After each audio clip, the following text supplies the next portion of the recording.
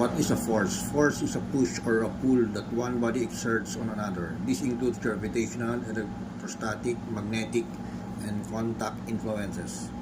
Constant forces are forces that do not vary with time. External forces are those actions or bodies on a rigid body, while those forces that hold together parts of a rigid body are called internal forces. Weight of a body is the resultant gravitational force acting on a body due to all other bodies in space. It is always a vertical force acting toward. Newton is the force that will give to a mass of 1 kilogram an acceleration of 1 meter per second. Dyne is the force that will give it to the mass of 1 gram of an acceleration of 1 centimeter per second per second. Poundal is a force that will give to a mass of 1 pound of an acceleration of 1 foot per second per second.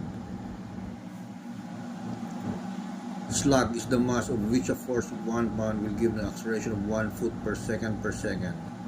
Gram force is a 1,000 the pull of the earth upon a standard kilogram at a place where G has a value of 880.685 centimeter per second squared.